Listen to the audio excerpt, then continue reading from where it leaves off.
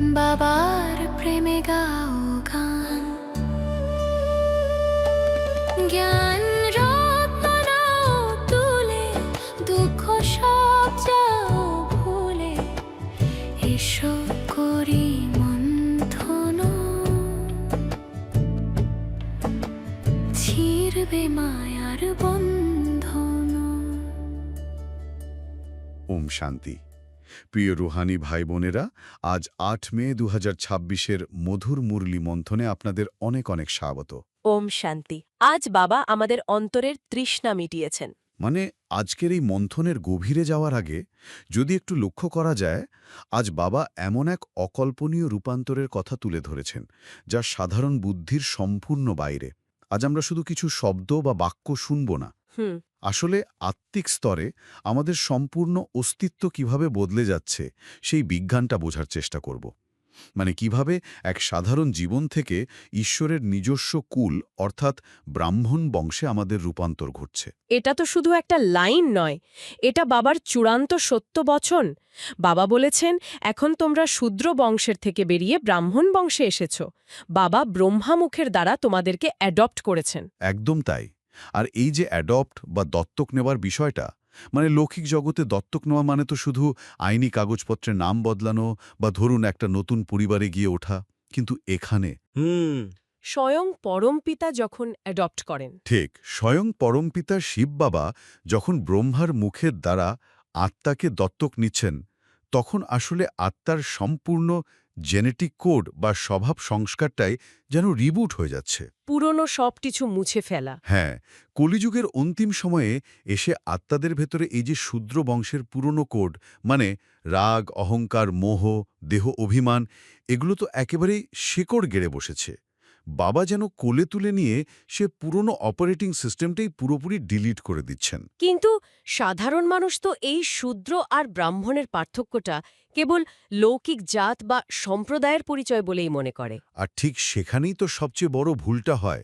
এই ব্রাহ্মণকুল কোনো লৌকিক জাতপাত নয়, এটা তো স্বয়ং পরম পিতার দ্বারা প্রতিষ্ঠিত আদি সনাতন কুল। শূদ্র বংশ মানে কিন্তু কোনো নিচু জাত নয়। শূদ্র বংশ মানে হল আত্মার সেই পতিত অবস্থা, যেখানে আত্মার সম্পূর্ণ দেহ অভিমানের বশবর্তী।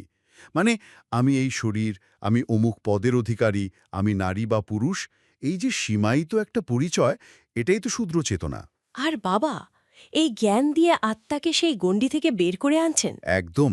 ব্রহ্মা বাবার মুখ নিঃসৃত জ্ঞানের মাধ্যমে শিব বাবা আত্মাকে যেন আয়নার সামনে দাঁড় করিয়ে দিচ্ছেন। বলছেন, তুমি এই ধুলোমাখা শরীর নও, তুমি হলে এক অবিনাশী পবিত্র চৈতন্য বিন্দু। এই যে পরিচয়ের আমূল পরিবর্তন, এই দত্তক হওয়ার আনন্দটাই আলাদা। সত্যিই অপরিসীম। কিন্তু এই যে পুরনো কোড ডিলিট হওয়ার কথা বলা হচ্ছে, এটা তো আর একদিনের কাজ নয়। না, একদমই একদিনের কাজ নয়। অনেক সময় আত্মারা এই ঈশ্বরীয় দত্তকের খুশি ভুলে গিয়ে আবার সেই পুরনো জগতের আকর্ষণে জড়িয়ে পড়ে। হ্যাঁ, আর ঠিক এখানেই কিন্তু সবচেয়ে বড় পরীক্ষাটা লুকিয়ে আছে। বাবা অত্যন্ত স্পষ্ট করে বুঝিয়েছেন যে বর্তমানে এই দত্তক নেওয়ার স্মৃতি ধরে রাখাটা কেন এতটা জরুরি। স্মৃতি হারালেই বিপদ।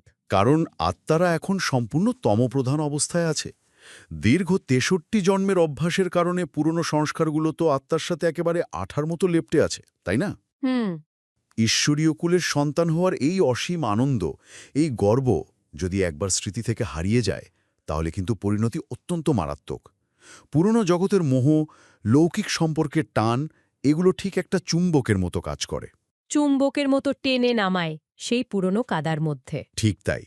তখন সেই পুরনো রাগ, বিরক্তি আর প্রত্যাশার জালে আত্মা আবার খাবি খেতে শুরু করে। কারণ প্রকৃতি কখনো শূন্যস্থান পছন্দ করে না। জ্ঞান আর স্মৃতির অভাব ঘটলেই সেখানে পুরনো স্বভাব ঢুকে পড়বে। তখন মনে হয় লৌকিক পরিমণ্ডলেই বোধহয় আমাদের আসল পরিচয়। আর এই ভ্রান্তিটা কাটানোর জন্যই একটা সূক্ষ্ম উদাহরণ দিলে বিষয়টা আরও পরিষ্কার হবে। একটা লৌকিক পরিবারের কথাই ধরা যাক। চারপাশের পরিবেশ সম্পূর্ণ অজ্ঞানে ভরা, কেউ আধ্যাত্মিকতার বিন্দু বিসর্গও বোঝে না। সেই পরিবেশে আত্মা নিজেকে কিভাবে রক্ষা করবে যদি ভেতরে এই নিরন্তর অনুভূতি থাকে যে আমি হলাম পারলৌকিক বাবার সন্তান, আমি এই শ্রেষ্ঠ ব্রাহ্মণ কুলের একজন, তবেই তো সে নিজেকে একজন ট্রাস্টি হিসেবে দেখতে পারবে।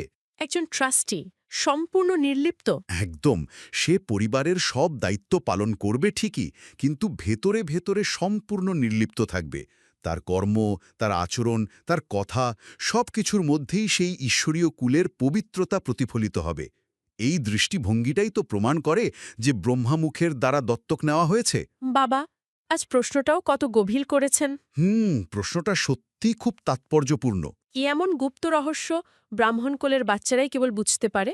নিরাকার শিব বাবা হলেন আমাদের পিতা, আর এই ব্রহ্মা হলেন আমাদের মাতা। নিরাকার ভগবান কিভাবে মাতা, পিতা, বন্ধু, সখা হয়ে থাকেন, এই গুপ্ত রহস্য ব্রাহ্মণকুলের বাচ্চারাই বুঝতে পারে।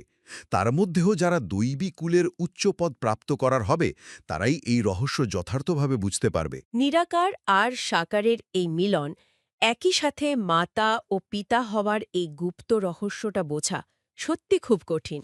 খুব কঠিন, কারণ লৌকিক বুদ্ধিতে তো মনে হয় ভগবান মানে একজনই কেউ, মানে যার কেবল বন্দনা করা যায়। এই বিভ্রান্তিটা কিন্তু অত্যন্ত স্বাভাবিক। হুম। এর পেছনের যে যুক্তি বা পদ্ধতি, সেটা অত্যন্ত সূক্ষ্ম। ভক্তিমার্গে যুগে যুগে মানুষ গিয়ে আসছে, তোমেবা মাতাশ্চা পিতা তুমেবা, মানে তুমিই মাতা, তুমিই পিতা। কিন্তু এর পেছনের বিজ্ঞানটা কি কেউ বোঝে? না, মানুষের স্থূল বুদ্ধি মেলাতে পারে না। নিরাকার কিভাবে সাকার স্নেহ দেবেন? ঠিক, যার কোনো সাকার শরীর নেই, যার কোনো রূপ নেই, তিনি কিভাবে সন্তানের জন্ম দেবেন বা মাতৃত্বের স্নেহ দেবেন? এই সমস্যার সমাধান করতেই শিব বাবা এই অদ্ভুত গুপ্ত রহস্য উদ্ঘাটন করেন। নিরাকার তো কেবল বীজগুপ, সরাসরি তো আর জন্ম দিতে পারেন না। একদমই তাই। শিব বাবা হলেন বীজরূপী নিরাকার পিতা। পরমধাম থেকে তিনি সরাসরি আত্মাদের তো আর নতুন রূপান্তর দিতে পারেন না, কারণ আত্মাকে কোলে নেওয়ার জন্য, তাকে জ্ঞান দিয়ে বড় করার জন্য একটা মুখ, একটা শরীরের প্রয়োজন হয়। এই জন্যই একটা মাধ্যম বা সাকার রথের দরকার। আর তাই ড্রামার নিয়ম অনুযায়ী তিনি প্রজাপিতা ব্রহ্মার শরীরে প্রবেশ করেন। এই প্রবেশ করার প্রক্রিয়াটাই এক পরম রহস্য। হ্যাঁ, শিব বাবা বীজরূপী পিতা হিসেবে ব্রহ্মার মাধ্যমে আত্মাদের দত্তক নিচ্ছেন। মানে শিব হলেন পিতা, আর এই ব্রহ্মা হলেন আমাদের মাতা। এই যুগলবন্দি এতই সূক্ষ্ম যে বাইরের কোনো সাধারণ মানুষের বুদ্ধিতে এটা কিছুতেই আসবে না। শাস্ত্রের হাজার পাতাতেও এই অনুভূতি লেখা সম্ভব নয়। একদম, এগুলো কেবল সামনে বসে আত্মিক অনুভূতি দিয়েই বোঝানো যায়। ভক্তি মার্গে তো মানুষ না বুঝেই কেবল আকাশের দিকে তাকিয়ে ডাকে অথবা মূর্তির সামনে গিয়ে কাঁদে। এটাই তো ভক্তি আর জ্ঞানের সবথেকে বড় পার্থক্য। ভক্তিমার্গে মানুষ যখন গায়, তখন চোখ দুটো আকাশের দিকে থাকে, যেন মহাশূন্যে কিছু একটা খুঁজছে, অথবা ভগবান বলতে শিবলিঙ্গকে স্মরণ করে মাথা ঠোকে গেছে। কিন্তু ভগবান যে ঠিক কিভাবে এসে হাত ধরবেন তা তাদের সম্পূর্ণ অজানা। লক্ষ্মীনারায়ণের মন্দিরে গিয়েও মানুষ কত কিছু চায়, তাদের মাতা পিতা বলে ডাকে, কিন্তু তারা তো সত্যযুগের মহারাজা মহারানী। ঠিক এই বৈপরীত্যটাই বাবা বারবার দৃষ্টিগোচর করেন। মানুষ লক্ষ্মীনারায়ণের সামনে গিয়ে মাথা নোয়ায়, তাদের মাতা পিতা বলে ডাকে। কিন্তু এটা তো বোঝার বিষয় যে লক্ষ্মীনারায়ণ কেবল তাদের নিজেদের সন্তানদেরই মাতা পিতা ছিলেন। সারা বিশ্বের মানুষের মাতা পিতা তো তারা হতে পারেন না। একদমই নয়। কিন্তু যখন কোনো আত্মা এই ঈশ্বরীয় ব্রাহ্মণকুলে আসে, তখন বাবার স্বয়ং এসে এই সূক্ষ্ম জ্ঞান দেন। তখন আর আকাশের দিকে তাকিয়ে শূন্যে ডাকতে হয় না। আত্মা তখন পরিষ্কার দেখতে পায়। নিরাকার ভগবান এই সাকার ব্রহ্মার মাধ্যমে সরাসরি সামনে বসে আছেন। হ্যাঁ, আত্মারা তখন অনুভব করে যে আমরা ভ্রুকুটির মাঝে থাকা আকাশের তারার মতো এক একটি বিন্দুরূপী আত্মা, আর স্বয়ং জ্ঞানসূর্য ঠিক আমাদের সামনে উপস্থিত। বাবা যখন জগদম্বা এবং প্রজাপিতার ব্যাপারে বলেন, তখন বোঝা যায় উনি আমাদের কত স্নেহ করেন। সত্যি, এই স্নেহ কিন্তু শুধু আবেগের প্রকাশ নয়, এটা সৃষ্টিচক্রের এক বিশাল কর্তব্যেরও প্রকাশ। বাবার এই মহাবাক্যগুলো অত্যন্ত গভীর দর্শনের উপর প্রতিষ্ঠিত।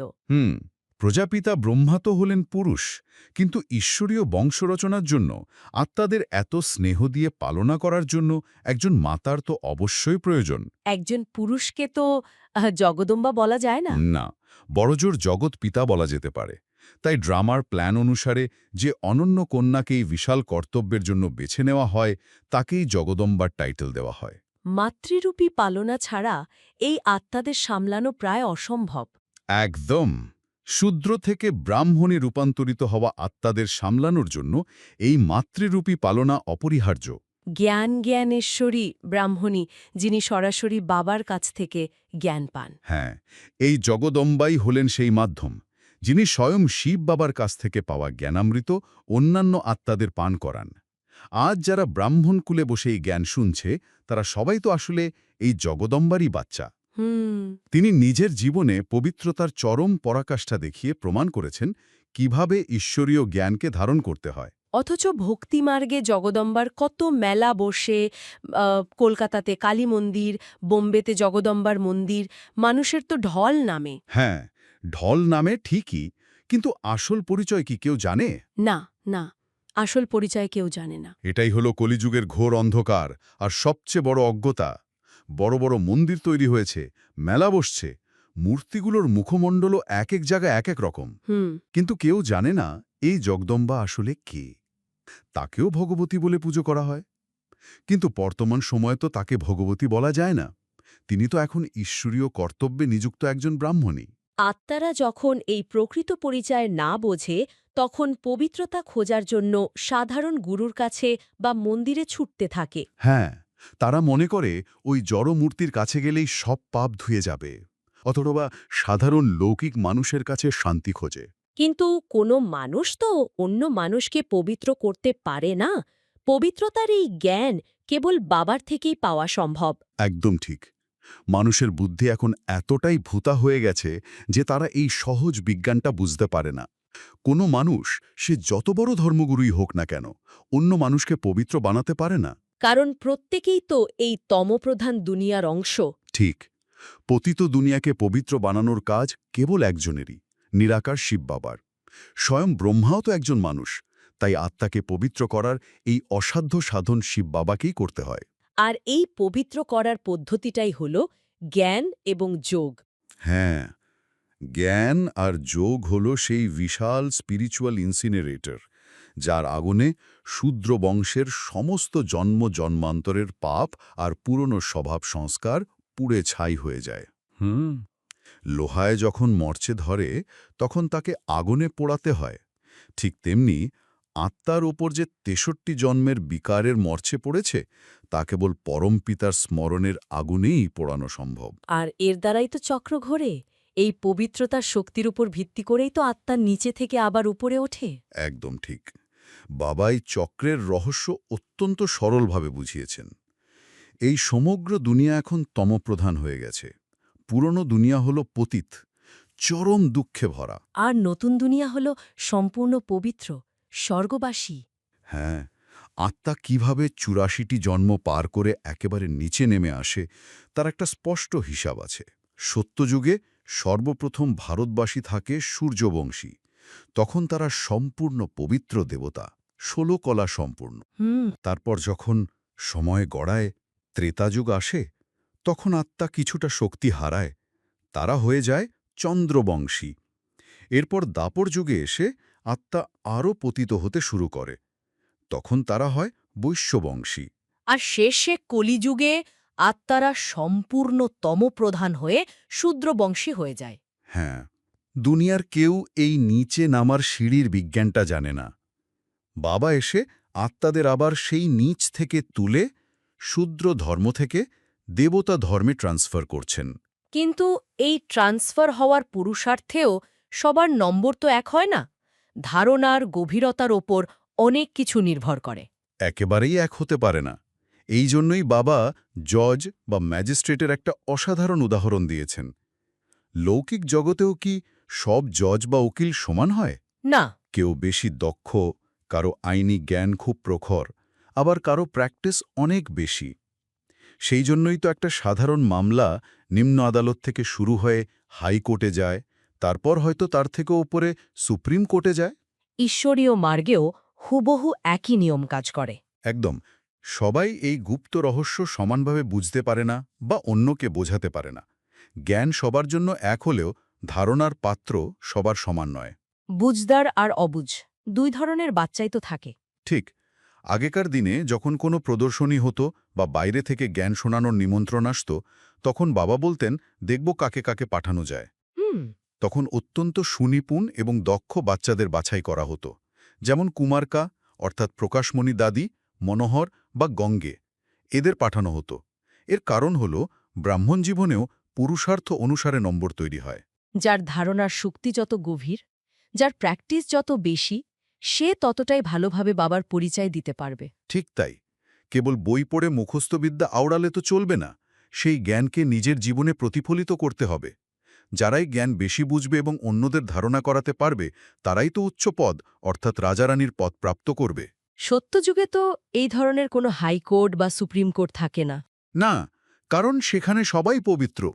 সেখানে মহারাজা মহারানীরাই অত্যন্ত অল্প শাস্তির মাধ্যমে ছোটখাটো ব্যাপার সামলে নেন। এই যে রাজা রানীর পদের কথা, সত্যযুগ আর কলিযুগের মধ্যে কত পার্থক্য! কলিযুগের মানুষ তো এই পদের আসল অর্থই বোঝে না। পার্থক্যটা অভাবনীয়। কলিযুগে মানুষের বুদ্ধিতে আছে যে এই যুগ তো এখনো বাচ্চা, আরও 40,000 বছর বাকি আছে, তাই তাদের মধ্যে মুক্তির বা জীবন মুক্তির কোনো চিন্তাই নেই। তারা কেবল বড় বড় দালান কোঠা আর মন্দির বানায়, যেমন বিড়লারা লক্ষ্মী নারায়ণের অনেক বড় মন্দির বানায়। কিন্তু তারা বোঝে না যে সত্যযুগের ওই মহারাজা মহারানীর পদটা কিভাবে পাওয়া গেল। সত্যযুগের আগে যখন এই ঘোর পতিত কলিযুগ ছিল, তখন তারা কিভাবে এই শ্রেষ্ঠ পদ পেলেন? হ্যাঁ, তারা কি যুদ্ধ করে বিশ্বের মালিক হয়েছিলেন? না, কলিযুগে বিশ্বের মালিক হতে গেলে রক্তক্ষয়ী যুদ্ধ করতে হয়, হাতিয়ার নিয়ে লড়াই হয়। কিন্তু সত্যযুগের দেবতারা কখনো যুদ্ধ করে ওই পদ পান না। না, তারা তো এই সঙ্গম যুগে জ্ঞান আর যোগবলের দ্বারা স্বর্গের উত্তরাধিকার পান। এটাই হলো ড্রামার সবচেয়ে বড় রহস্য। হাতিয়ারের বল নয়, কেবল যোগবল। একদম। খ্রিস্টান ধর্মের আত্মারা যদি নিজেদের মধ্যে একতা নিয়ে আসে, তবে তারা হয়তো এই কলিযুগে সাময়িকভাবে বিশ্বের আধিপত্য বিস্তার করতে পারবে। কিন্তু সত্যযুগের লক্ষ্মীনারায়ণ কেবল পবিত্রতা এবং যোগ বলের দ্বারাই হওয়া সম্ভব। 84 জন্ম সম্পন্ন হওয়ার পর বাবা পুনরায় সে হারানো উত্তরাধিকার দিতে এসেছেন। এই অসীম জগতের বাবার থেকে অসীম উত্তরাধিকার পাওয়ার যে অধিকার, তা কেবল এই ঈশ্বরীয় ব্রাহ্মণ বংশের মাধ্যমেই সম্ভব। কল্পপূর্বেও বাবার দ্বারা এই পদ প্রাপ্ত করা হয়েছিল। এই স্মৃতি আত্মাকে কত শক্তিশালী করে! এই স্মৃতি হল মূল চাবিকাঠি। আর এই জন্যই তো প্রতিদিন সকাল সকাল উঠে বাবার স্মরণে বসা অত্যন্ত জরুরি। অনেকেই বলেন যে আমি স্মরণ করতে পারি না, বুদ্ধি এদিক ওদিক ছুটে যায়। এর মূল কারণ হল তারা সকালে উঠে স্মরণে বসে এই জ্ঞানগুলোকে নিজের ভেতরে মন্থন করে না। ধারণার অভাব থাকলে এই গুপ্ত রহস্যগুলো কেবল মুখের কথাই থেকে যাবে, আত্মার নিজস্ব অনুভূতিতে পরিণত হবে না। অনুভূতিতে পরিণত করা খুব প্রয়োজন। হ্যাঁ, কিন্তু এই স্মরণ আর ধারণার মাঝে একটা খুব সূক্ষ্ম প্রশ্ন থেকে যায়। লৌকিক জগতেও যখন কোনো সন্তান দত্তক নেওয়া হয়, তখন কি সে তার পুরনো পরিবারকে চট করে পুরোপুরি ভুলতে পারে? না, একটা মানসিক দ্বন্দ্ব চলতেই থাকে। ঠিক, যতক্ষণ না তার নতুন পরিবারের প্রতি শতভাগ বিশ্বাস আর সমর্পণ জন্মায়, দ্বন্দ্বটা থাকে। আমাদের এই ঈশ্বরীয় দত্তকের ক্ষেত্রেও তাই। আজ নিজেকে খুব নীরবে একটা প্রশ্ন করা দরকার। এই ব্রাহ্মণকুলের যে অধিকার, সেই ঈশ্বরীয় পরিবারের প্রতি সমর্পণ কি সত্যি 100% হয়েছে? নাকি ভেতরে ভেতরে পুরনো শূদ্র বংশের কোনো সূক্ষ্ম সুতো এখনো বেঁধে রেখেছে? একদম। এই আত্মবিশ্লেষণই আমাদের পুরুষার্থকে আরও দ্রুত এগিয়ে নিয়ে যাবে। মিষ্টি মিষ্টি হারানিধি বাচ্চাদের প্রতি মাতা পিতা বাপদাদার স্নেহ সুমন আর সুপ্রভাত। আত্মাদের পিতা তার আত্মারূপী বাচ্চাদেরকে জানাচ্ছেন নমস্কার। বাবা আজ আমাদের খুব গভীর বিধি শিখিয়েছেন। আজ বাবা বলেছেন, ধারণার জন্য যে মুখ্য সার, সেটা পুরুষার্থের জন্য খুব ভাইটাল। প্রথম পয়েন্টেই স্পষ্ট নির্দেশ দিয়েছেন, নিজের মধ্যে ধারণা করার জন্য আর অন্যদের করানোর জন্য সকাল সকাল উঠে বাবার স্মরণে বসতে হবে। রাইট। আর দ্বিতীয় পয়েন্টে বলা হয়েছে, লৌকিক সম্বন্ধ থেকে বুদ্ধির যোগ সরিয়ে এক পারলৌকিক বাবাকে স্মরণ করতে। বাবার জ্ঞান শুনে সবাইকে শোনাতে হবে, এটাই হলো আসল কারবার বা ব্যবসা। আচ্ছা, কিন্তু ধরুন এই যে সকাল সকাল উঠে বাবার স্মরণে বসা, কথাটা শুনতে খুব সুন্দর হলেও আজকের দিনে এটা তো একটা বিরাট মনস্তাত্ত্বিক চ্যালেঞ্জ। মানে সারা দিনের এত কাজের পর রাতে একটু সোশ্যাল মিডিয়া ঘাঁটতে ঘাঁটতেই তো রাত 2টো বেজে যায়। হ্যাঁ, যাকে আজকাল ওই রিভেঞ্জ বেড টাইম প্রোক্রাস্টিনেশন বলে আর কি। একদম। তো এই যে আধুনিক জীবনের এত বাধা, এর মধ্যেও কেন এই অমৃত বেলার সময়টাই এত গুরুত্বপূর্ণ?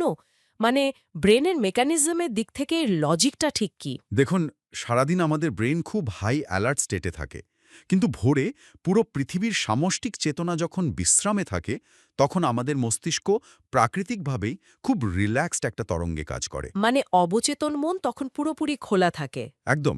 এই সময় শিব বাবার সাথে যুক্ত হলে সেই শুদ্ধ জ্ঞান সরাসরি আমাদের আত্মিক গভীরে গাঁথা হয়ে যায়। এটা অনেকটা মানে আমাদের মোবাইল বা কম্পিউটারের সিস্টেম আপডেটের মতো বলা যায়। ধরুন, দিনে যখন ব্যাকগ্রাউন্ডে 50টা অ্যাপ চলছে, তখন বড় আপডেট দিলে তো ডিভাইস হ্যাং করবেই। হ্যাঁ, খুব সুন্দর একটা পয়েন্ট। রাতে বা ভোরে যখন আর কোনো চিন্তার অ্যাপ চলছে না, তখনই শিব বাবার থেকে আসা শুদ্ধ শক্তির ওই ডাউনলোডটা একদম নিখুঁতভাবে হয়। ঠিক তাই। আর এই সিস্টেম আপডেটের সাথেই কিন্তু ওই দ্বিতীয় পয়েন্টটা খুব গভীরভাবে যুক্ত। ওই যে লৌকিক সম্বন্ধ থেকে বুদ্ধির যোগ সরিয়ে নেওয়া। এর মানে কিন্তু দায়িত্ব থেকে পালানো নয়। তাহলে এর আসল মানেটা কি?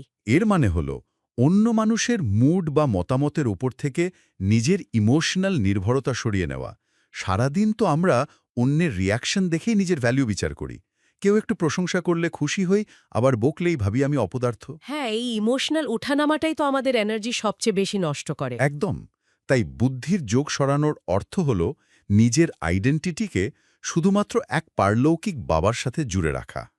কিন্তু অফিসে তো আর কাজ ফেলে আধ্যাত্মিক ক্লাস করানো যায় না।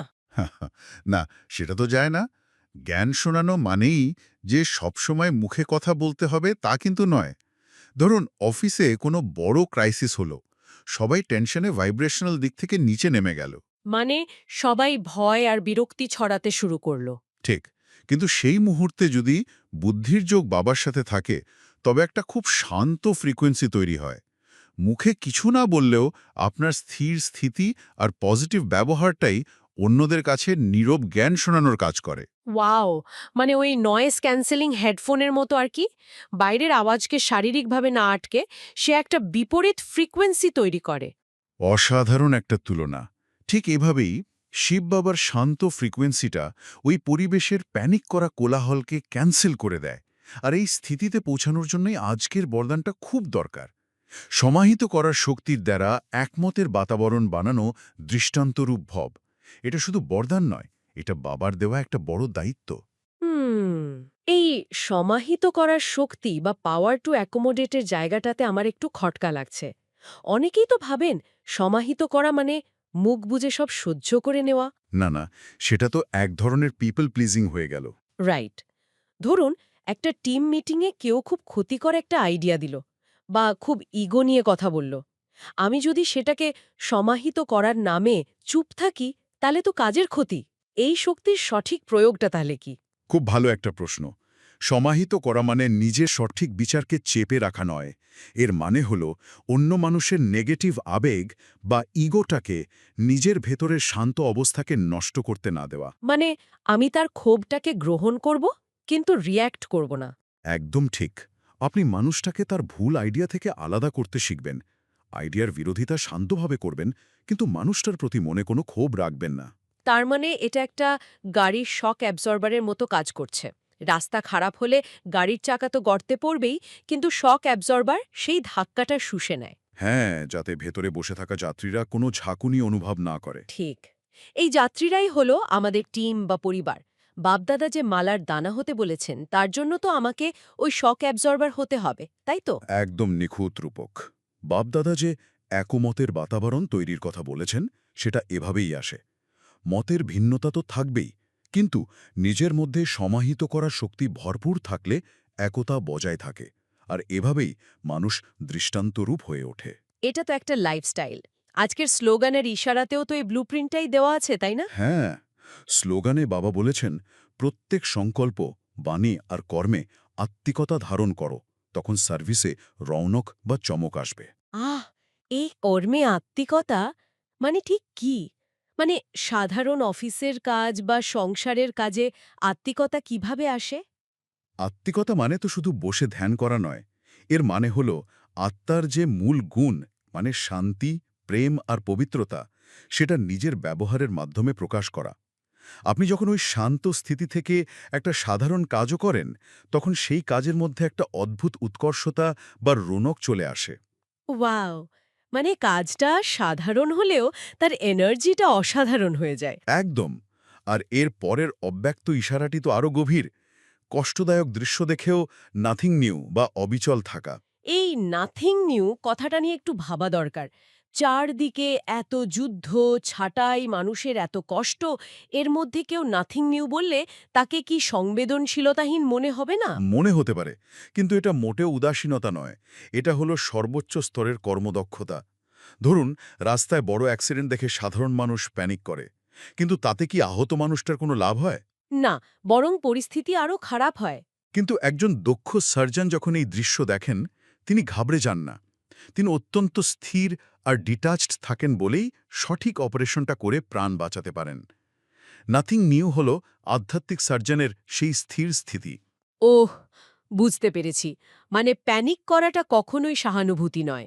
যখন চারপাশের মানুষ বিপদে দিশেহারা হয়ে অন্ধকারে ডুবে যায়, তখন তাদের একজন শক্ত মানুষের দরকার হয়।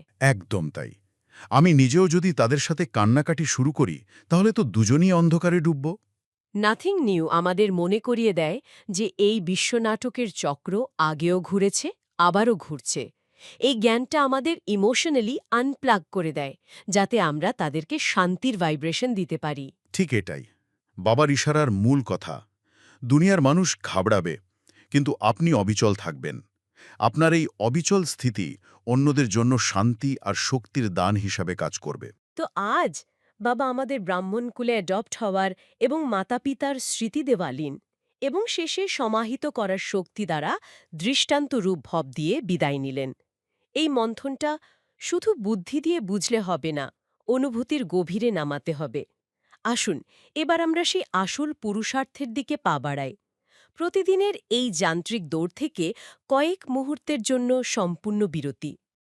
আপনার চোখের সামনে স্ক্রিন, চারপাশের কোলাহল, সবকিছু থেকে মনোযোগ গুটিয়ে নিন।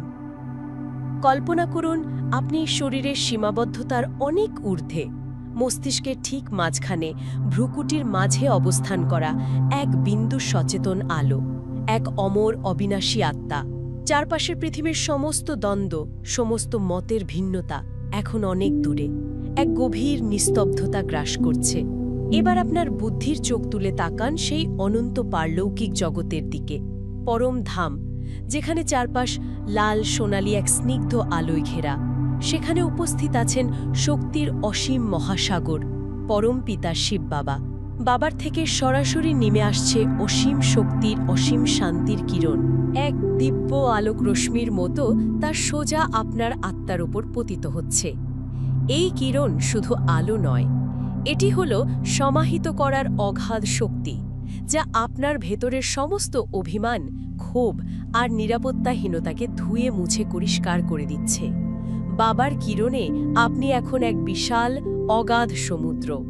বাইরের জগতের কোনো নেতিবাচক ঢেউ আর আপনার এই গভীর প্রশান্তিকে নাড়াতে পারবে না। আপনি অবিচল, অনড়, এক দৃষ্টান্তরূপ আত্মা। এই পবিত্র আলো আপনার সাথে সারা দিন এপি রক্ষা কবচ হয়ে কাজ করবে।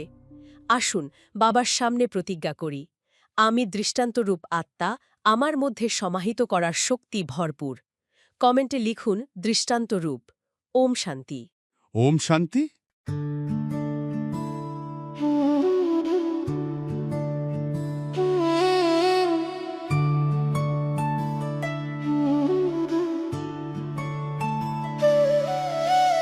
মধুবনে বাজে বাঁশি,